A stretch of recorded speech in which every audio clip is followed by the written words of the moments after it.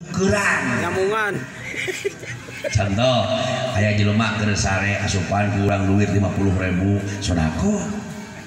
aya fakir bere kurang sodako, aya miskin bere kurang sodako, teh mah sodako kurang mereka batur rek wau kalau teu wau asal sa Islam tok wau tok badak teu pernah diinget-inget deui itu diharapkeun pamulang tarima tina bere sodako mah kitu.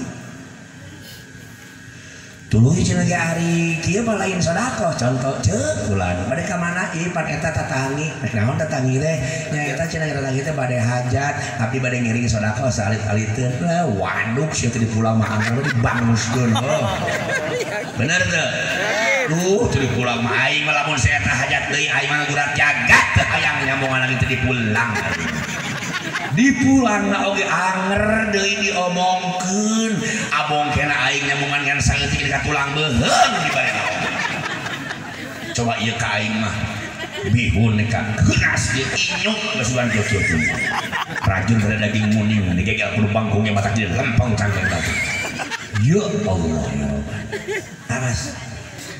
sodakoh teh ulah hese pak naon sababna Rasul muningakeun istanjilur rizqo bil sodakoh ajul rezeki maneh ku sodakoh ulah boga rasa bahwa harta urang lamun disodakohkeun bakal murangan ulah boga rasa bahwa lamun harta urang dibikeun disodakohkeun bakal eueuh eta teh sifat Yahudi pamikiran Nasrani nu kitu matak sok tatkala panitia rek rajaban tatkala panitia rek muludan rek kabangun pondok pesantren rek kabangun majelis taklim rek kabangun masjid jami urang kudu paburu-buru mere sodako sabab eta jadi nilai investasi urang nu bakal kapanggih jaga di akhirat amin cukup ku amin ari henteu masalah waduh amin amin papayan ku panitia rajaban lain paburu-buru kalakeun paboro-boro nah paburu-buru jeung paboro-boro mah beda naon ieu rajaban buru-buru target lunasan paboro-boro pan lain kitu naon ieu rajaban boro-boro jeung nyatu ge hese boro-boro itu kitu naon margina ku ageung-ageungna ieu sedekah pangapunten sering abdi uningakeun sabab ganjaran sedekah teh rupi-rupi aya sedekah hiji dibalas ku Allah jadi 70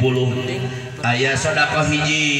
dibalas ku Allah jadi 700 aya sedekah teh ku Allah hiji dibalas teh teu kahitung ku gede-gedena eta ganjaran sedekah mana sedekah hiji ku Allah dibalas janten 70 sedekah hiji dibalas 70 teh sedekah ka saha hiji sedekah ka budak yatim nu kaduana sedekah ka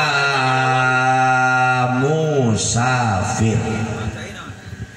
kunaon cenah ge eta yatim make kedah disedekahan sabab ya Allah ya Rabbana ari budak yatim teh pan budak nu teu bogaeun bapa mata kadang-kadang budak nu teu bogaeun bapa masok butuh tak kurang sok pasihan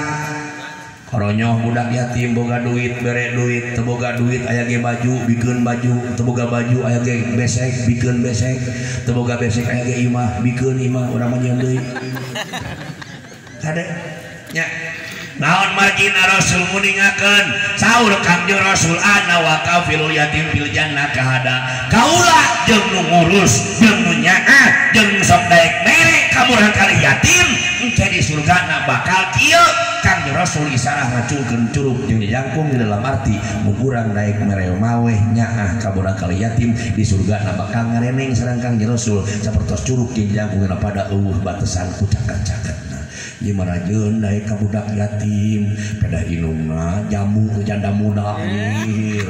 herang kene mari teu tinggal bapa nu ti heula teh gede jeung urang budak dikeun kawin inungna teh budak yatimna terlunta-lunta hartana imut maka kade lamun urang ngadahar harta anak yatim tanpa ada hak saya selalu nasihat nama pibutulihim naro saya nyana dihakan ku maneh hakikatna lain harta anak yatim tapi seuneut tidak neraka tak ulah kagapa ya ari geus bugung mah ieu budak yatim teh ku urang diurus bisaeun urus hartana moal ruksak lamun dibikeun urang maneangan deui harta jang urang ulah ieu mah da ieu mah euy deka puntungnya puntung samsu ieu hidungna julis harta bapana loba kawin baik kulit teh anakna da aing teh bogoh ka anakna umpamana imut harta yatim kurang beraka pada saja titipna nya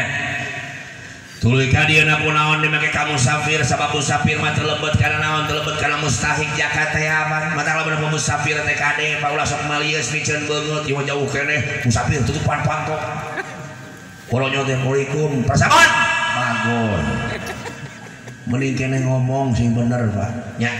mending kena ngomong akang hapunten sanes abdi teh hoyong masihan ngeun kumaha kadang-kadang abdi ge sami cara akang isuk dahar sore henteu sore dahar isuk henteu kadang-kadang sapoe tinggal teu pernah mangge dahar hampura akang geunah keneh kitu Pak daripada geblugeun pantok ngomong persaben nyerieun hate. Soalnya nyeri hate teh apa cilaka